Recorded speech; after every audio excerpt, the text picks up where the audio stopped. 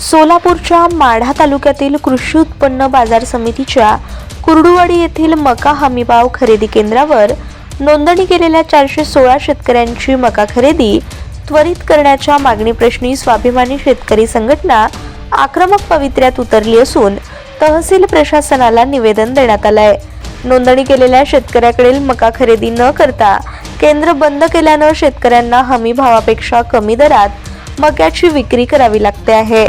तातडीनं मका हमीभाव केंद्र सुरू न केल्यास आंदोलनाचा इशारा स्वाभिमानीच्या वतीनं शिवाजी पाटील, सिद्धेश्वर घुगे यांच्याकडून देण्यात आला आहे। माढा तालुक्यातील मका उत्पादक शेतकऱ्यांनी आम्ही निवेदन दिलं होतं की मका खरेदी केंद्र चालू करा। सरकारने त्याची नोंदणी केली। 17,000 क्विंटलची नोंदणी आहे माढ्यात मकाची आणि राज्य सरकारनं मात्र 2,000 क्विंटलचीच मका खरेदी केलेली आहे।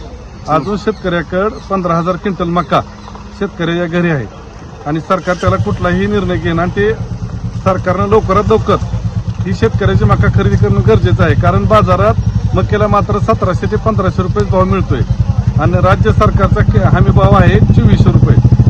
अनेक शेतकऱ्यांनी 700-800 रुपये तोटा होतोय म्हणून मका घरी ठेवलेली आहे। काही शेतकरी आम्हाला असे फोन करत होते की आमच्या मकाला किडे आळ्या लागा लागले आहेत। तरी आमची सरकारला विनंती आहे की आपण लवकरात लवकर मका खरेदी केंद्र माढा तालुक्यात जे कुर्डुवाडी चालू आहे ह्याला 15,000 क्विंटलची तात्काळ मान्यता द्यावी व ती शेतकऱ्याची मका खरेदी करावी। अन्यथा येणाऱ्या काळात आपण हे लवकर निर्णय नाही घेतला तर स्वाभिमानी शेतकरी संघटना असे तीव्र असे आंदोलन करणार आहे। एकीकडे आपण जर पाहिलं तर सातत्याने शेतकऱ्यावर जो आहे तो सातत्यानं आघात होताना पाहायला मिळतोय। मग एकीकडे आजचे दिनचा गवगवा करून आलेलं सरकार, शेतकरी विरोधी धोरणं अनेक आहेत, कर्जमाफीचा विषय तसाच मागं पडलाय। काय एकंदरीत काय वाटतंय सरकारच्या भूमिकेबद्दल? सरकार सध्या सरकारवर शेतकरी खुश एकाच विषयावर होते की त्यांनी शेतकऱ्यांना वीज मोफत दिलेली आहे। पण वीज मोफत दिली, शेतकऱ्यांनी ती मका बी पिकवली, शेतकरी शेतमाल चांगल्या पद्धतीने पिकवा लागलाय।